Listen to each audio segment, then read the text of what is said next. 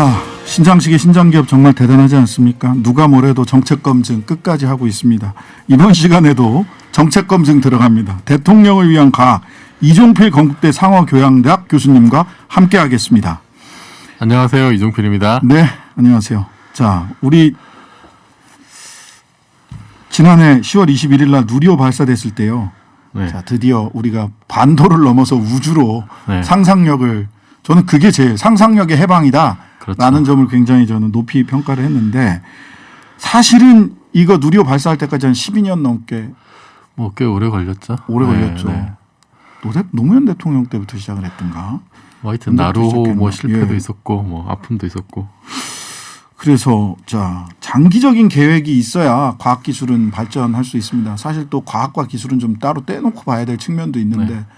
기술정책, 기술진흥정책을 과학정책이라고 자꾸만 오해를 하는 경우들이 많아서. 그 퉁쳐서 이제 그렇게 얘기를 하죠. 보통. 예. 그 사실은 그 과학과 기술은 이제 현실에서 많이 섞여 있는데 개념적으로 좀 분리할 필요도 있고. 그렇죠. 그 과학은 과학적인 내용은 사실 정보거든요. 그냥 정보. 근데 네. 기술은 어떤 실무를 할 수 있는 능력을 얘기를 하는 거고. 그래서 뭐 예를 들어서 과학적인 내용은 뭐 체제가 어떻든 이념이 어떻든 정치적 성향이 어떻든 변하지 않는 건데, 뭐 이는 MC 제곱이 뭐 러시아 간다고 달라지고 중국 간다고 달라지는 건 아니죠. 그런데 예를 들어서 그거를 이용해서 폭탄을 만들 수 있다. 그 정보를 실무를 하느냐 안 하느냐. 이거는 굉장히 이제 정치적인 문제 판단이 되는 거죠. 그렇죠. 정치 군사적 판단, 특히 정치에서의 철학, 국내 정치적 철학, 국제 정치적 철학, 네. 이런 것들이 굉장히 중요해지죠. 네, 그래서 그 정보로서의 과학과 실무라 능력으로서의 기술, 이걸 좀 구분할 필요가 있다. 그래서 네. 그 어떤 정보를 실무를 할 때는 당연히 자원을 어떻게 배분할 거냐 문제가 그렇죠. 개입이 되니까 예. 그건 이제 정치의 문제인 거고, 그 다음에 뭐 국제관계 문제가 결합될 수도 있는 거고, 외교 문제까지 들어올 수도 있는 거죠. 그러니까 그거를 좀 구분을 해서 과학에 대해서는 장기적으로 꾸준한 투자를 해야 되는 그래서 거죠. 사실은 그 네 후보 모두 다 예, 이제 과학기술 공약 총평 좀 해주세요. 가장 실망스러운 건 뭐냐면은 여전히 과학기술을 뭔가의 수단으로 여긴다는 거예요. 공히. 네네. 그런 경향이 강하고, 그래서 네. 그 과학, 특히 과학은 그 자체의 어떤 가치와 발전 메커니즘이 있거든요. 네. 근데 그거를 특정 목적에 가둬둬 버리면은 어떤 여러 가지 다양한 가능성들을 미리 이렇게 사장시켜 버리는 그런 나쁜 결과를 초래할 수 있습니다. 돈 되냐 이 얘기예요. 그런 거죠, 결국은. 네. 근데 그 지금 우리 현행 헌법에서 보면은 이제 9장이 경제를 다루는 챕터가 9장인데요. 네. 거기 127조 1항에 이제 과학기술 관련된 내용이 나옵니다. 네. 국가는 과학기술의 혁신과 정보 및 인력의 개발을 통하여 국민경제 발전에 노력해야 된다. 이렇게 돼 있어요. 수단화돼 있네 이미. 이미 헌법에 헌법에. 이렇게 박혀 있어요. 그래서 이게 그 5년 전 선거 때도 뭐 브릭이라고 하는 그 과학 사이트, 거기서 또 뭐 다른 거기뿐만 아니고 거기서 여론조사한 게 있는데 네. 뭐 73%가 개정이 필요하다 응답했었고, 이건 오래전부터 그 과학기술자들이 계속 좀 이거 좀 바꾸자라고 이제 얘기를 해왔던 겁니다. 네네.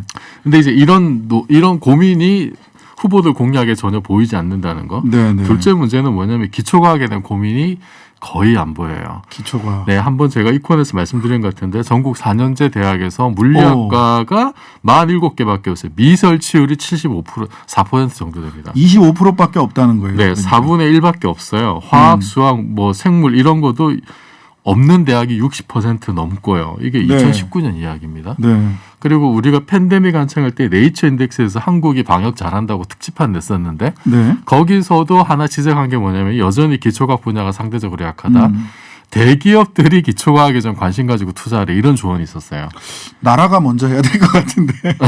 그 기업도 여전히 네. 이제 민간의 투자도 없다는 거죠. 네네. 특히 이제 감염병 같은 데 대처하려면 의사, 과학자가 많아야 된다 그러거든요. 그래요. 임상 의사 말고 임상의 말고 가서 네. 진료보는 의사 말고 연구하고 연구하는 논문 쓰고. 의사. 네네. 근데 그게 그죠? 상대적으로 우리나라가 좀 빈약하다는 겁니다. 아, 의대 가면은 개원해가지고 당연히 돈 버는 게 목표. 아니 그런 분도 많아야 되는데, 근데 상대적으로 정말 의학을 연구하고 그래야 이제 뭐 바이러스라든지 백신 만드는 데도 사실 도움이 되는 거고요. 네. 또 하나 좀 욕심을 부리자면 한국형 빅사이언스 프로젝트 이런 게 좀 없지 빅사이언스. 않느냐.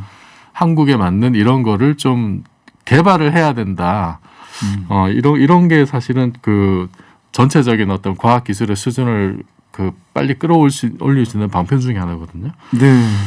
어쨌든 이런 좀 큰 프로젝트, 큰 틀에서의 프로젝트네요. 말하자면 네. 큰 틀에서의 이 전체 프레임이라고 할 수 있는데 빅사이언스 프로젝트, 그다음에 기초과학에 대한 고민, 뭐 이런 부분들, 또 네. 과학을 경제의 수단으로만 바라보는 네. 것. 경제의 수단이 될 수 있죠. 하지만 그것만 그게 갖고는 다가 아니라는 거예요. 기초과학이 발전할 수 없다라는 거죠. 하긴 그래요. 그 저 소부장이라고 그래서 소재 부품 일본이랑 이 그 지금 갈등, 현재도 갈등 상황일 텐데, 그 소재 부품 만드는 회사의 그 이사인 친구가 하나 있는데, 나라에서 뭘 해주면 되냐? 기초과학 좀 활성화해 달래. 그러니까 그냥 기술만 테크닉만 네. 갖고 와서 뺏기는 데는 한계가 있다는 거예요. 그 물리학과에 이제 고체 물리 하시는 분들이 네. 그 고체 뭐 표면 물리학 이런 거 많이 하거든요. 네, 그런 네. 게 다 소재 과학으로 다 연결이 되는 것들이에요. 그러니까요. 거기에 대해서 뭔가 데이터가 많이 쌓여 있고 뭐 네. 프로파일링이 많이 돼 있으면은 그게 사실은 바로 산업에도 여러 가지 도움이 되는 거죠. 진짜 일본으로부터 소부장, 소재 부품, 재료 독립하고 싶으면 기초과학에 투자를 해달라라고 네. 사업하는 친구가 그러더라고요. 그건 누구나 사실 우리나라가 반도체가 이렇게 성장한데도 물리학과 출신들이 반도체에서 많이 간 이유가 있고요. 지금 네, 네. 미국 같은 데서는 뭐 메타버스나 이런 것 때문에 오히려 물리학, 수학 쪽에 그 전공한 학생들이 늘어나고 있습니다. 한국은 거꾸로 가고 있어요. 네. 그게 그냥 기술로 해결되는 게 아닙니다.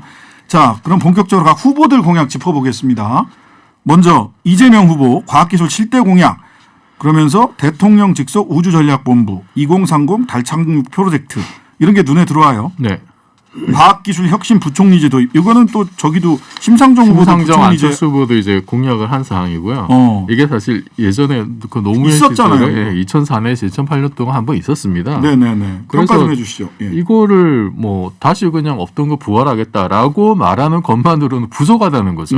그건 뭐 새로운 게 아니다. 당연히 그렇게 되는데 예, 부족하고 예. 문제는 거기에 걸맞는 예산과 권한 어떻게 확보할 거냐. 이 방안이 있어야죠. 아니 지금도 보세요.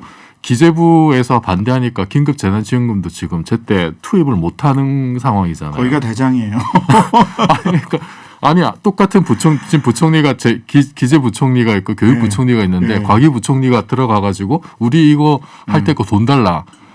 그러면 그 기재부를 이길 자신이 있느냐는 거예요. 불가능합니다. 현재 구조에서는. 그 지금 그 문재인 정부 시절에 그 이런 문제 개선하려고 이제 그 R&D 예비 타당성 조사관의 일부를 과기정통부로 위탁을 이걸 많이 위임하려고 했는데 이것도 기재부 쪽에서 내지는 관련 소위 국회의원들이 반대해가지고 되게 좀 애매하게 좀 축소돼서 이제 일부가 과기정통부에 위탁이 되는 이제 네. 이런 일들이 있었거든요. 그러니까 네네. 조금씩 풀리고 있는데 여전히 그 좀 만족스러울 만큼 이게 그 권한이 강화되지 않았어요. 네네. 한 가지 이제 또 예를 제가 들어주자면 한국이 OECD 국가 중에 유일하게 국립 자연사 박물관이 없는 나라예요.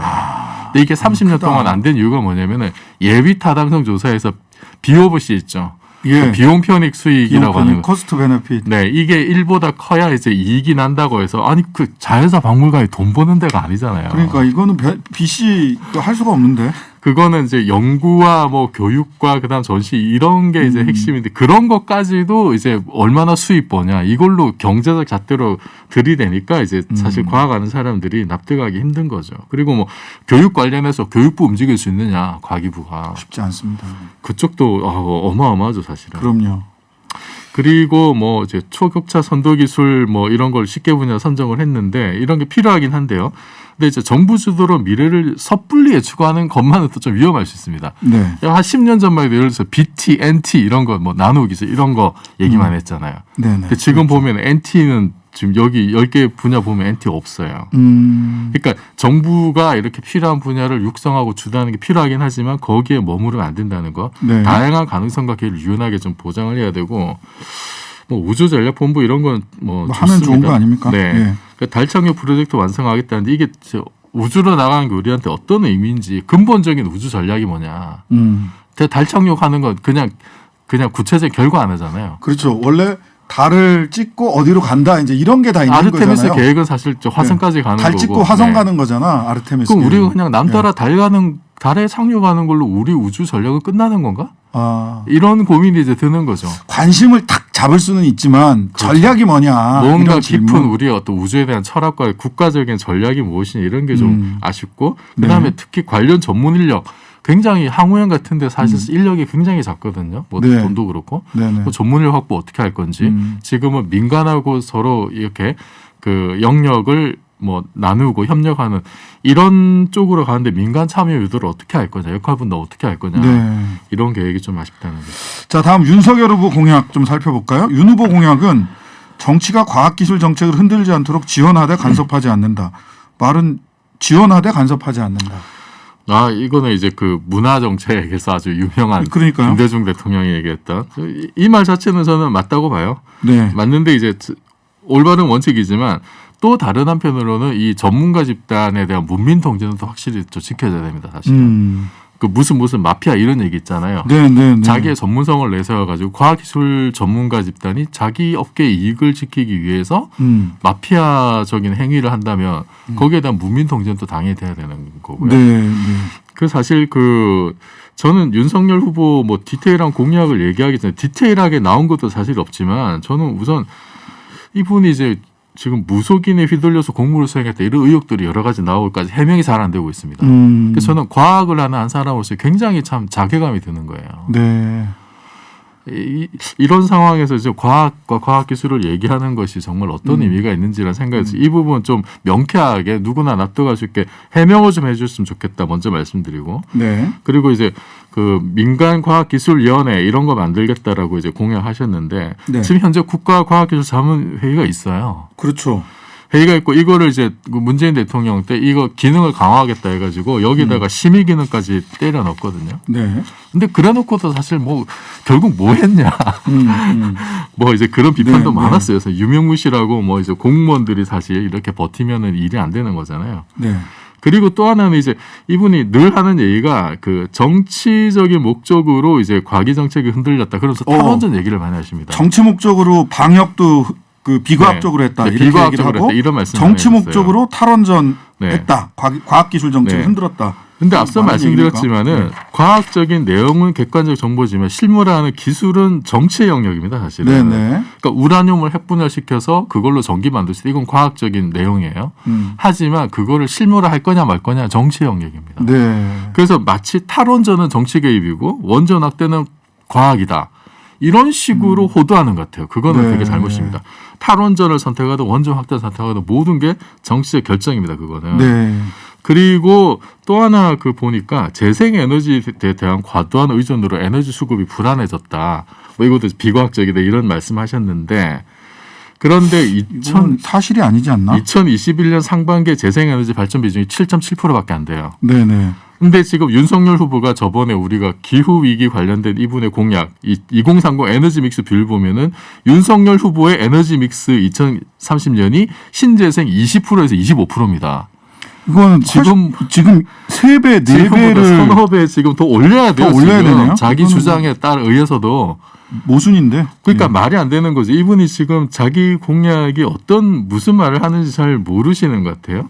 그 다른 선진국들 보면 이제 수력까지 포함한 신재생 점유율이 독일 44%, 중국 28% 이렇습니다. 원전 강국인 프랑스 24%예요. 여기도. 굉장히 높네요. 네, 우리 적어도 원전을 하든 안 하든 이 정도는 가야 된다는 거죠. 신재생 에너지가. 네. 그래서 이런 부분들 좀 잘 아셨으면 좋겠습니다. 네. 자, 누구보다도 과학기술 강국을 만들겠다라고 강조하는 분이 안철수 후보입니다. 안철수 후보 공약은 어떻습니까? 눈에 띄는 게 이제 그 연구개발 및 국내 총생산 5%까지 GDP 확대하겠다라고 했는데 이미 사실 우리나라가 4.5% 2018년에 이게 세계 2위입니다. 이스라엘 다음으로. 그러면 뭐 별게 아니에요. 그런데 문제는 뭐냐면은 기업 부분이 상당수 여기서 네, 기업한테 너무 많이 주죠. R&D가 경제적 이윤출고 아까 말씀드린 과학기술이 경제에 종속된 딱 그런 지표입니다 이게. 그래서 정부 공공지원 비중이 전체 R&D의 24%밖에 24.7%. 이게 OECD 평균 32.5%보다 굉장히 낮은 거예요. 네. 뭐 미국 34.7%, 독일 이쪽 2% 이런데 그나마 정부의 투자 비중에서도 응용 연구가 68.1%예요.